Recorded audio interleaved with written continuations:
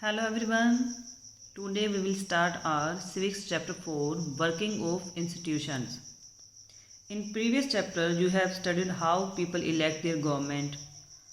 However, democracy is not just about people electing their rulers, and in this chapter you will get to know the rulers have to follow some rules and procedures within institution for running a democratic government. Our first topic is how is a major policy decision taken. किसी भी major policy का decision कैसे लिया जाता है. First क्या है, government order. इसके अंदर क्या रहा है कि ऑन अगस्त 13 अगस्त 1990 13 अगस्त 1990 की बात है कि इंडिया के अंदर एक ऑर्डर इश्यू किया जा रहा था. It was called an office memorandum. ठीक है, तो ऑर्डर क्या था? अकॉर्डिंग टू दिस ऑर्डर से that then SC and ST the 27 जो है, इसके अकॉर्डिंग क्या है, SC SC BC की जो केस चल रहा है इसके अंदर 27 रिजर्व कोटा होना चाहिए. ये केस चल रहा है इसके अंदर. ठीक है, यहाँ से स्टार्ट हो रहा है कि बैकवर्ड क्लासेस के लिए, पर्सनस के लिए क्या 27% जो सीट्स हैं वो रिजर्व होनी चाहिए. ये सारा डिस्कशन चल रही है इसके बारे में. नेक्स्ट आ रहा है हमारा डिसीजन मेकर्स.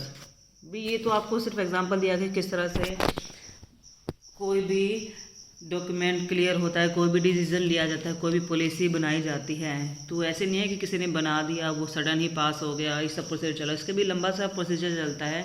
अब कि डिसीजन मेकर्स कौन होते हैं, कौन डिसीजन ले सकता है?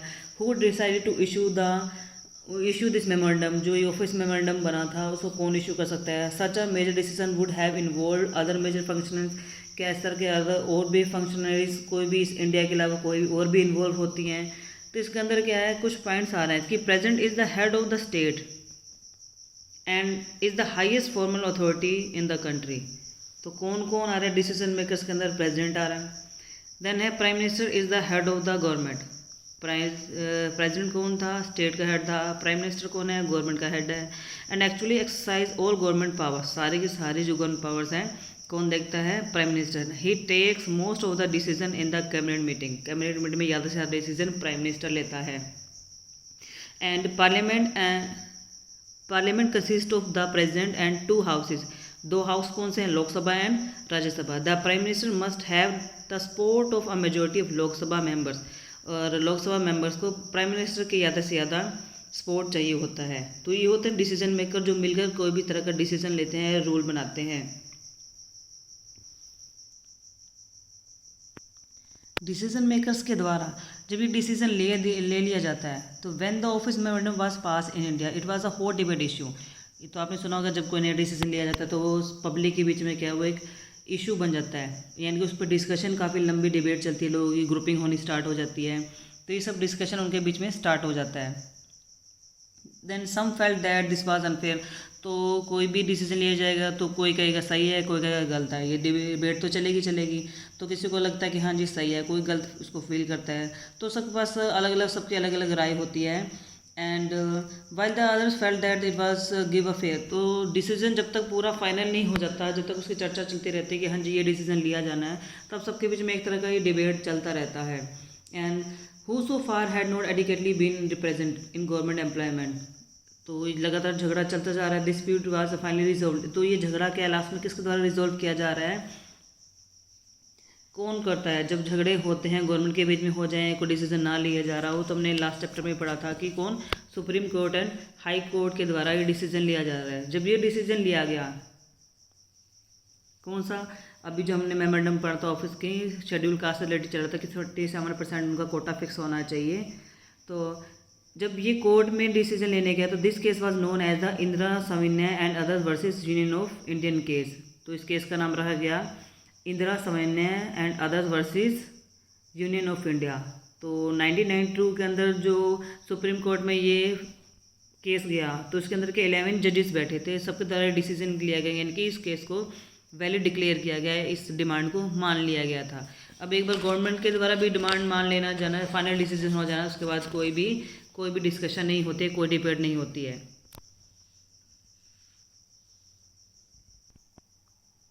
नेक्स्ट टॉपिक है हमारा नीड फॉर पॉलिटिकल इंस्टीट्यूशन. अब पॉलिटिकल इंस्टीट्यूशन की क्या नीड है? We have seen one example of how government works. अभी हमने देखा कि गवर्नमेंट कैसे वर्क करती है, कैसे डिसीजन लेती है, कौन कौन उसमें डिसीजन मेकर्स हैं, हमने ये सब चेक किया अभी। And the government is responsible for ensuring security to the citizen and providing facilities for education health to all. ये गवर्नमेंट ही चेक करती है, टैक्स कलेक्ट करती है, ये सारे काम गवर्नमेंट करती है। तो एक ये सब क्या है, हर कोई तो नहीं कर सकता, इसके लिए एक लीडर्स की नीड होती है, काफ़ी सारे लोगों की, जो मिलकर एक पॉलिटिकल इंस्टीट्यूशन बनाते हैं। Then several arrangements are made in all modern democracies. तो हमारे डेमोक्रेसी में क्या है, काफ़ी तरह के अरेंजमेंट किए जाते हैं, लिए जाते हैं decision.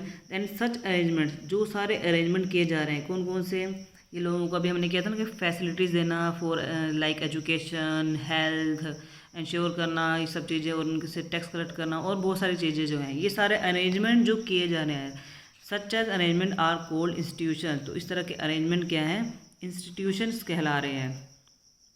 And democracy works well when this institution perform function assign to them. तो जब ये सारे मिलकर अच्छे से काम करते हैं तभी डेमोक्रेसी पॉसिबल हो पाती है अच्छे से।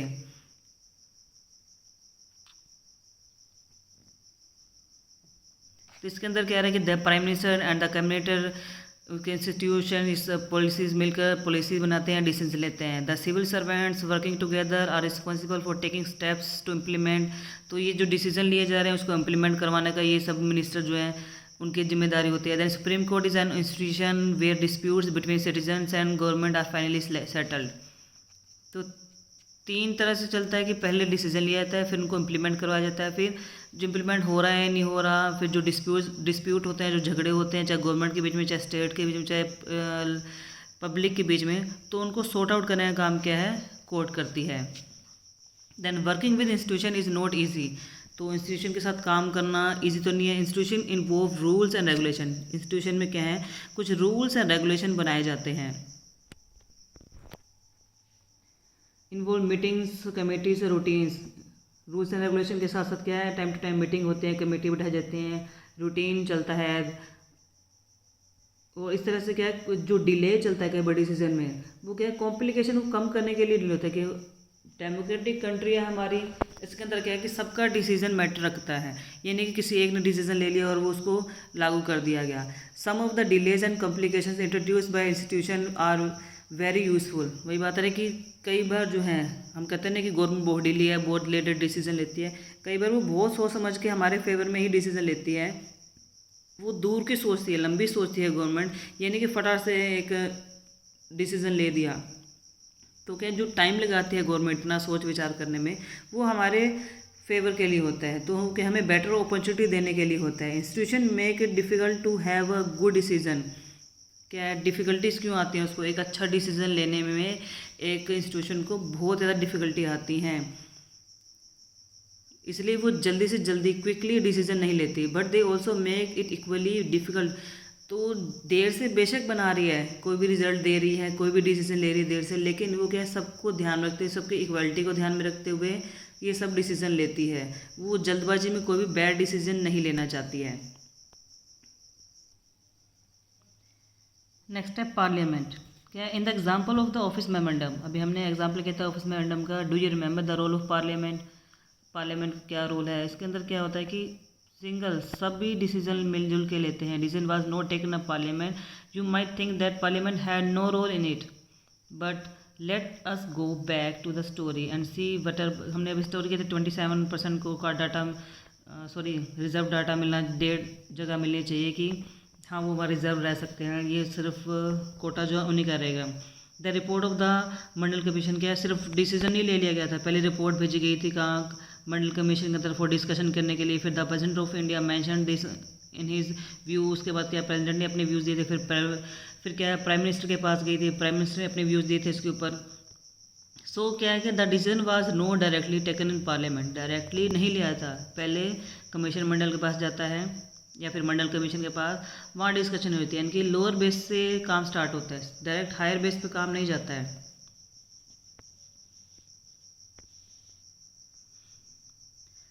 But parliamentary discussion on the report influence and shape the, लेकिन जो है ये भी नहीं कह सकते कि पार्लियामेंट की रोल प्ले नहीं करती है। उसका जो रिपोर्ट है वो उस डिसीजन को एक शेप देती है कि गवर्नमेंट्स क्या डिसीजन ले सकती है। They brought pressure on the government to act on the Mandal commission and if parliament was not in favour of this decision, अगर पार्लियामेंट उसके डिसीजन के फेवर में नहीं है then the government could not have gone ahead with it, तो अकेली government उससे related कोई डिसीजन नहीं ले सकती है, यानी कि पार्लियामेंट की भी परमिशन मंजूरी मिलनी चाहिए। Why do we need a parliament, हमें पार्लियामेंट की जरूरत क्यों है। An assembly of elected representative is called parliament, क्या कह रहे हैं कि an assembly of elected representative, हम जो रिप्रेजेंटेटिव जो लीडर्स हम चूज़ करते हैं उनकी एक असेंबली को पार्लियामेंट कहा जाता है। विच exercise supreme political authority on behalf of the people, किनके पास क्या है, हम लोगों के बिहाफ पर एक अथॉरिटी होती है कि वो वहाँ जाकर डिसीजन लें, रूल्स बनाएं। एंड लेजिस्लेचर और लेजिस्लेटिव असेंबली क्या है,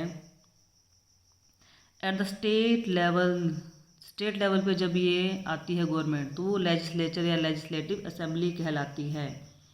एंड द नेम में वेरी इन डिफरेंट कंट्रीज, अलग अलग कंट्रीज में इसका नाम क्या है अलग अलग हो सकता है, बट ये क्या है सभी क्या है such an assembly in every democracy, हर एक डेमोक्रेसी में इस तरह की एक असेंबली लेजिस्लेचर असेंबली होती है।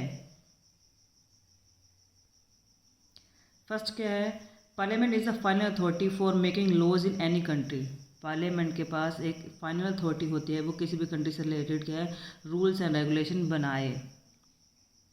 And those who run the government can take decision only when they get the support of parliament, क्या जबकि कोई गवर्नमेंट बनाती है तो वो डिसीजन ले सकती है कब, जब वो पार्लियामेंट का सपोर्ट पाती है। जब तक उसको पार्लियामेंट का सपोर्ट नहीं है तब तक वो गवर्नमेंट रन नहीं कर सकती, यानी कि चल नहीं सकती अच्छे से। And parliaments control all the money that governments have, और जितने भी गवर्नमेंट से पैसा होता है यानी कि मनी से रिलेटेड जितने भी बजट क्लियर होते हैं वो पार्लियामेंट देखती है, क्लियर करती है। लास्ट है, parliament is the highest form of discussion and debate on public issues, यानी कि सबसे ज़्यादा जो डिस्कशन और डिबेट चलती है पब्लिक किससे रिलेटेड, पब्लिक इशू से रिलेटेड एंड नेशनल पॉलिसीज, यानी किसी भी कंट्री के अंदर क्या है पब्लिक से रिलेटेड जितनी भी डिबेट और डिस्कशन होती है वो पार्लियामेंट हाईएस्ट पोस्ट होती है उसकी। नेक्स्ट है हमारे 2 हाउसेस ऑफ पार्लियामेंट, अभी हमने कहे थे 2 हाउस कौन से हैं पार्लियामेंट के, भूल गए, लोकसभा एंड राज्यसभा, ये 2 हमने 2 हाउसेस किए थे पार्लियामेंट के अभी पीछे।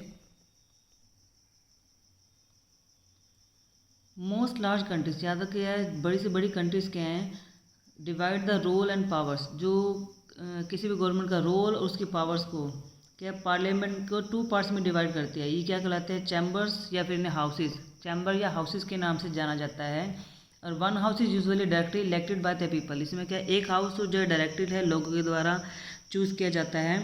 And exercise the real power on behalf of the people, जो हमारे बिहाफ पर एक्चुअल में पावर गेन करते हैं। और सेकंड क्या था, second house is usually elected indirectly and perform some special functions, जो हमारे द्वारा चूज़ किए जाते हैं वो तो डायरेक्ट जिनको पावर मिलती है, और दूसरे क्या हैं वो इनडायरेक्टली चूज़ किया जाता है, हमारे द्वारा चूज़ नहीं किए जा रहे, वो हमारे चुने हुए लीडर्स के द्वारा आगे चूज़ किए जाते हैं। एंड परफॉर्म स्पेशल फंक्शन, वो स्पेशल काम करते हैं। The most common work for the second house is to look after the interest of various states, तो इनमें सेकंड हाउस के अंदर मेन क्या आता है, जो अलग अलग स्टेट्स के रीजन्स के और फेडरल यूनिट्स का ये सब काम देखती है। In our country parliament consist of 2 houses, अभी हमने कहा कि हमारी कंट्री के अंदर 2 हाउसेस हैं, लोकसभा एंड राज्यसभा, लोकसभा एंड राज्यसभा। राज्यसभा को काउंसिल ऑफ स्टेट्स के नाम से भी जाना जाता है एंड लोकसभा को house of the people, house of the people के नाम से भी जाना जाता है। And the president of India is a part of parliament, जो प्रेसिडेंट है पार्लियामेंट का एक पार्ट होता है, मेंबर नहीं होता पार्लियामेंट का। ही और she is not a member, he और शी क्यों कहा गया है कि वो लेडी भी हो सकता है और मैन भी हो सकता है, मैन और वुमेन कोई भी हो सकता है। All laws made in the houses come into the force, इस हाउस के अंदर जो भी लॉज बनाए जाते हैं वो आगे लागू किए जाते हैं। और कब किए जाते हैं, जब उसको प्रेसिडेंट एग्री होता है, इन सब के लॉज को, जितने भी लॉज बनाए जा रहे हैं उनको जब प्रेसिडेंट के द्वारा एग्री किया जाता है तब भी आगे चलते हैं। And Indian constitution does give the Rajya Sabha some special, हमारे इंडियन कॉन्स्टिट्यूशन के अकॉर्डिंग क्या है, राज्यसभा को कुछ स्पेशल पावर्स दी गई हैं ओवर द स्टेट से related. And but on most matters, ज़्यादातर मैटर्स में क्या लोकसभा जो है सुप्रीम पावर एक्सरसाइज करता है, यानी कि ज़्यादा जो पावर है लोकसभा को दी गई है। तो कुछ पॉइंट्स हैं, अब देखते हैं कि क्या क्या है ऐसे। Any ordinary law needs to be pass by both the houses. कोई भी ऑर्डिनरी जो साधारण जो कानून बनाया जाता है जनता से रिलेटेड, वो क्या है, दोनों ही हाउसेस के द्वारा पास किया जाना चाहिए। But if there is a difference between the two houses, अगर दोनों हाउसेस के बीच में कोई डिफरेंस आ जाता है, then the final decision is taken in a joint session in which members of both the houses sit together. क्या है, जब दोनों में किसी तरह का डिस्प्यूट हो जाता है तो दोनों ही हाउसेस के मिलकर कोई डिसीजन लेते हैं मेंबर्स मिलकर। The view of the Lok Sabha is likely to prevail in such a meeting since there is are a lot many members in the Lok Sabha. तो क्या लोकसभा में काफ़ी ज़्यादा मेंबर्स होते हैं, इसलिए क्या है मोस्टली किसको पावर मिल जाती है, लोकसभा को, कि वो डिसीजन उनके मेंबर्स ज़्यादा से ज़्यादा ले सकें। The Lok Sabha exercise more powers in money matters. Money से रिलेटेड जितने भी मैटर्स हैं वो कौन देखता है, लोकसभा देखता है। Once the Lok Sabha passes the budget, एक बार जब लोकसभा बजट को पास कर देता है, government and any other money related law, money से रिलेटेड कोई भी बजट पास करता है, then Rajya Sabha can't reject it, तो राज्यसभा उसको रिजेक्ट नहीं कर सकती, मना नहीं कर सकती है। And the Rajya Sabha can only delay it by 14 days और suggest changes in it. 14 days होते हैं राज्यसभा के पास कि वो उसको लटका के रख सकती है उस बजट को, या उसमें चेंजेस करवाना चाहे, बट उसको रिजेक्ट नहीं कर सकती। द लोकसभा मे और may not accept this changes. Lok Sabha जो है वो चाहे तो इन चेंजेस को जो राज्यसभा ने बताए हैं उनको एक्सेप्ट करे या न करे, ये उस पर डिपेंड करता है। मोस्ट इम्पोर्टेंटली क्या है, the Lok Sabha control the council of ministers and only a person who enjoys the support of the majority of the members in the Lok Sabha is appointed the prime minister। Prime minister कौन appoint कर रहा है, लोकसभा के members द्वारा कराया जा रहा है। If the majority of the Lok Sabha members say they have no confidence in the council of minister, Lok Sabha कहते हैं कि वो काउंसिल ऑफ मिनिस्टर के ऊपर उससे कोई भी फेथ नहीं है, कॉन्फिडेंस नहीं है, then all minister including the prime minister have to quit, तो उनको वहाँ से छोड़ के जाना पड़ता है। And the Rajya Sabha doesn't have this power, और राज्यसभा के पास इस तरह की कोई पावर नहीं होती है।